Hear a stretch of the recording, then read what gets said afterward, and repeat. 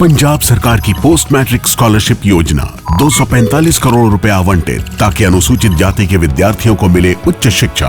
अगर मुझे ये स्कॉलरशिप ना मिलती तो शायद मैं अपनी पढ़ाई जारी न रख पाती। 2,31,000 विद्यार्थी पंजीकृत, 92 करोड़ की रकम दी जा चुकी। मैं AINML हमेशा से पढ़ना चाहता था। अगर स्कॉलरशिप नहीं होती तो मैं कभी भी एडमिशन नहीं ले पाता ऐसे कोर्स में। मुख्यमंत्री भगवंत सिंह मान की कोशिशों से पंजाब बन रहा है रंगला पंजाब। दोस्तों, क्या सुप्रिया सुले बनेंगी मंत्री और अजीत पवार शरद पवार मिल जाएंगे एक साथ और एनसीपी संभालेगी महाराष्ट्र की बागडोर और यहां की राजनीति? ये अटकलें क्यों तेज हो रही है दोस्तों? आपको पता है कि पिछले कुछ दिनों से शरद पवार और अजीत पवार की एक होने की अटकलें लगातार लगाई जा रही हैं। न सिर्फ इनके दल के नेता बल्कि अब तो परिवार के लोग भी पब्लिक में, जनता में आकर के, मीडिया में आकर के ये कह रहे हैं कि अब दोनों परिवार को एक हो जाना चाहिए। और ऐसे में सुप्रिया सुले बीजेपी के बड़े नेता देवेंद्र फडणवीस की तारीफ करती हुई भी नजर आती हैं और इन सबके बीच अटकलें अब तेज हैं कि कुछ बड़ा हो सकता है महाराष्ट्र की राजनीति में। आज हम चर्चा करेंगे इस वीडियो में, बताएंगे कि कैसे एक बड़े उद्योगपति भी बीच में मध्यस्थता कर रहे हैं और चाहते हैं वो कि अजीत पवार और शरद पवार एक हो जाएं। उसको लेकर के दिल्ली तक से बात चल रही है। नमस्कार दोस्तों, मेरा नाम है मनीष कुमार सिंह और आप देख रहे हैं 4 PM महाराष्ट्र। आपका बहुत बहुत स्वागत करता हूं। दोस्तों, पिछले कुछ दिनों से एक खबर आप लगातार तमाम न्यूज पब्लिकेशंस में और अखबारों में पढ़ रहे होंगे कि क्या अजीत पवार और शरद पवार एक होने जा रहे हैं। फिर दोनों के नेताओं की तरफ से बड़ा ही सख्त सा बयान आता है कि हम तो चाहते हैं कि दोनों पवार एक हो जाएं और एनसीपी फिर से एक हो जाए ताकि पार्टी मजबूत हो जाए। फिर हम देखते हैं कि जो अजीत पवार की माताजी हैं आशा पवार, उनकी तरफ से बयान आता है कि वो भी चाहती हैं और दुआ मांग रही हैं कि दोनों पवार एक हो जाएं। फिर हम देखते हैं कि देवेंद्र फडणवीस की तारीफ करती हुई सुप्रिया सुले नजर आती हैं। कहती हैं कि एकमात्र ऐसे नेता हैं जो एक्टिव नजर आते हैं। गढ़चिरौली दौरे के बाद उद्धव ठाकरे की शिवसेना ने तारीफ किया ही, सुप्रिया सुले ने भी तारीफ कर दी। और इस तारीफ के बाद ऐसा माना जाने लगा कि क्या शरद पवार की एनसीपी का दिल भी अजीत पवार और बीजेपी के नेताओं के लिए अब पिघलने लगा है। और इन सब के बीच खबर आ रही है कि अगर क्या ऐसा भी अटकलें तेज हैं कि क्या ऐसा भी हो सकता है कि सुप्रिया सुले को केंद्र में मंत्री बनाया जाए और फिर उसके बाद जो अजीत पवार है वो एनसीपी संभाले महाराष्ट्र की। इसकी भी पूरी अटकलें जो है वो लगाई जाने लगी हैं। दोस्तों, आपको बता दें कि इसमें एक बड़े उद्योगपति की मध्यस्थता भी बताई जा रही है, जो कि वो खुद चाहते हैं कि दोनों अजीत पवार और शरद पवार एक हो जाए। और ऐसे जानकार भी मान रहे हैं और कई नेताओं का भी मानना है कि अगर ये होता है तो फायदा बीजेपी को भी होगा। अब आप सोचेंगे बीजेपी को कैसे फायदा होगा?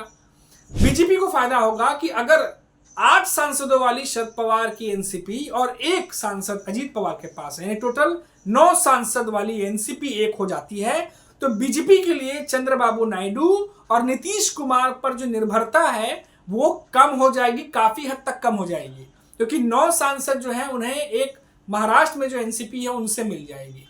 तो ये बहुत सारी गहरी राजनीति, पर्दे के पीछे का खेल जो है वो चल रहा है और इसका अंदाजा अटकल ही हम लगा सकते हैं। जो खबरें, जो रिपोर्ट्स निकल के सामने आती हैं तमाम, क्योंकि राजनीति है और राजनीति में कभी भी कुछ भी हो सकता है। और शरद पवार क्योंकि माहिर खिलाड़ी है और आपको पता होगा कि विधानसभा चुनाव से पहले भी लोकसभा चुनाव के बाद के आसपास एक बड़ी मीटिंग हुई थी और बड़ी मीटिंग की रिपोर्ट्स जो आई थी उसमें भी ये कहा गया था कि इस मीटिंग में कुछ महायुति से जुड़े बड़े नेता थे और इस मीटिंग में शरद पवार भी शामिल थे। ऐसी भी रिपोर्ट्स थी, रिपोर्ट्स के अनुसार बता रहा हूं मैं।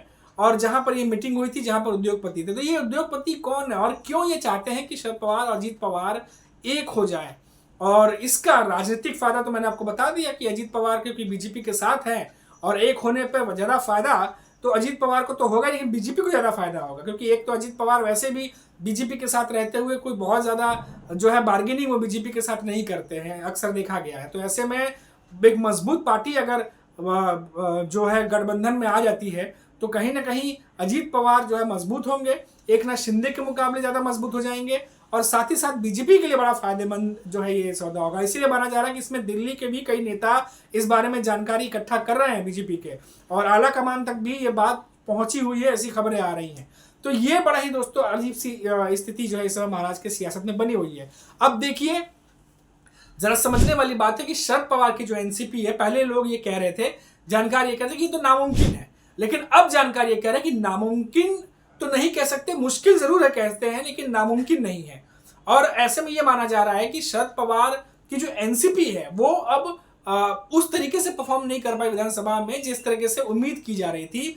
और लंबे समय तक राजनीति में बिना सत्ता के, वो भी क्योंकि शरद पवार भी अब 84 ईयर्स के हो गए हैं, और ऐसे में शरद पवार की एनसीपी उतनी मजबूत इस समय दिखाई नहीं दे रही जिस तरह से विधानसभा चुनाव में उनकी हार हुई है जिस तरीके से। हालांकि अब कारण जो भी एनडीए गठबंधन कहे, ईवीएम कहे या कुछ और कहे, हालांकि लेकिन जो रिजल्ट है उसके मुकाबले तो शरद पवार की एनसीपी उस तरीके से परफॉर्म नहीं कर पाई जितनी उम्मीद जताई जा रही थी। तो ऐसे में जो कमजोर पड़ी एक तरीके से शरद पवार की एनसीपी है, उसमें जान कैसे फूंकी जाए, क्या रणनीति अपनाई जाए। हालांकि अभी आने वाले समय में 2-3 दिन बाद शरद पवार एक बड़ी बैठक करने वाले अपने नेताओं के साथ में, और इस बैठक के बाद ये उम्मीद जताई जा रही है कि कुछ बड़ा फैसला शरद पवार जो है वो सुना सकते हैं, ले सकते हैं। लेकिन इन सब के बीच में जो नई थ्योरी निकल के सामने आई है, कह सकते नई जो कहानी कह सकते हैं तरीके से सामने आ रही है कि सुप्रिया सुले को जो है अगर केंद्र में मंत्री पद दे दिया जाए या बड़ा विभाग मिलता है, ऐसी जब अटकलें अब चल रही हैं, तो क्या ऐसे में जो शरद पवार की एनसीपी है क्या वो अजीत पवार से हाथ मिला लेगी?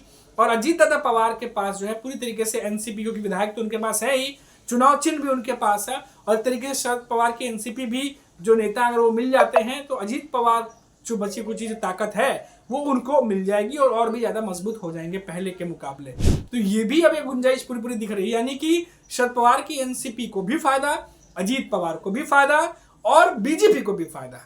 तो इस तरीके से एक नई अटकलें जो है महाराष्ट्र की सियासत में शुरू हो गई है। अब इस पर तो तमाम जानकार हैं, अलग अलग रणनीति अपनी जो समझ है उससे बात कर रहे हैं। कई लोग कह रहे हैं कि इतना जल्दी फैसला लेना मुश्किल होगा। कई लोग ये कह रहे हैं कि क्योंकि महाराष्ट्र में सरकार बन चुकी है और इस तरीके से बनी है कि अभी फिलहाल कोई खतरा नजर नहीं आ रहा महाराष्ट्र सरकार को, तो ऐसे में क्या शरद पवार कोई बड़ा फैसला कर सकते हैं? क्योंकि चुनाव के दौरान भी उन्होंने कहा था कि हो सकता है कि जल्द ही वो राजनीति से दूरी बना लेंगे, डायरेक्ट नहीं बल्कि इनडायरेक्ट रूप से एनसीपी के साथ रहेंगे। तो क्या कुछ हो सकता है, अब इसका अंदाजा लगा पाना बहुत ही ज्यादा मुश्किल है, क्योंकि कौन किस खांचे बैठेगा, किस तरीके से किसके साथ हाथ मिलाएगा, इस समय कुछ भी कह पाना बहुत ज्यादा मुश्किल लग रहा है। लेकिन ये जो अटकलें चल रही हैं, जो नए नए एंगल समझ में आ रहे हैं, जो नए नए राजनीतिक के दाव पेच जो समझ में आ रहे हैं, उससे तो यही लग रहा है, क्योंकि ये जो तीनों पार्टियां जो हैं, चाहे अजीत पवार की एनसीपी हो, चाहे शरद पवार की एनसीपी हो, चाहे बीजेपी हो, अगर इस कहानी पर अगर यकीन करें तो तीनों ही पार्टियों को फायदा पहुंच रहा है। एक तो जो संजय राउत ने एक बात कही थी दोस्तों, आपको याद होगा, करीब 1.5 हफ्ते पहले उन्होंने कहा था कि बीजेपी जो है वो शरद पवार के सांसद जो है अपने पास लाना चाहती है, जिसके लिए अजीत पवार को जो है काम भी दे दिया गया है। संजय राउत ने ये बात कही थी। अब वो बात मुझे याद आती है जब मैं ये तमाम जब खबरें पढ़ रहा था, सुनता हूँ, बातचीत होती है, फील्ड पे रिपोर्टरों से भी बातचीत होती है, तो तब मैं ये चीज़ों को जब देख रहा था तो मुझे संजय राउत का वो बयान याद आया कि ये तो बिना तोड़े ही जो है वो खेल महाराष्ट्र की सियासत में हो सकता है, जब तीनों ही पार्टियों को अगर फायदा पहुंचता है और तीनों पार्टियां मान भी जाती हैं, तो इसमें तो तोड़ने की बात ही नहीं आएगी। लेकिन हाँ, ये जरूर होगा कि शरद पवार के सांसद अजीत पवार के पास जाएंगे और इसका फायदा बीजेपी को मिल जाएगा, जो कि संजय राउत एक तरीके से कह रहे थे। तो ये भी अपने आप में देखने वाली दिलचस्प बात होगी, क्योंकि एक तो बिहार में नीतीश कुमार वैसे ही बीजेपी की जो सांसें हैं वो ऊपर नीचे करके रखते हैं, चंद्रबाबू नायडू भी कभी कभी खींचते रहते हैं रस्सी। तो ऐसे में बीजेपी भी चाहेगी कि कुछ ऐसा हो, कुछ ऐसा पत्ता पलटे कि इन दोनों के ऊपर अगर निर्भरता कम हो जाए तो बीजेपी भी एक सांस, चैन की सांस लेगी। तो इस एंगल से देखें तो ऐसा लगता है कि कहानी कहीं ना कहीं संपूर्ण हो सकती है। नामुमकिन नहीं है, मुश्किल जरूर है। अब देखते हैं कि आने वाले समय में महाराष्ट्र की सियासत में आखिर ये दोनों पवार जो हैं, शरद पवार और अजीत पवार, क्या ये एक होंगे, और एक होंगे तो क्या जो अटकलें या कहानी हम सुन रहे हैं, जो खबरें ऐसी सुन रहे हैं, क्या इसी प्रकार से होंगी या कुछ और भी चीजें हो सकती हैं, या फिर दोनों एक नहीं होंगे? क्या कुछ होगा वो तो आने वाला वक्त बता देगा। अभी के लिए इतना ही। आप देखते रहिए 4 PM महाराष्ट्र। नमस्कार।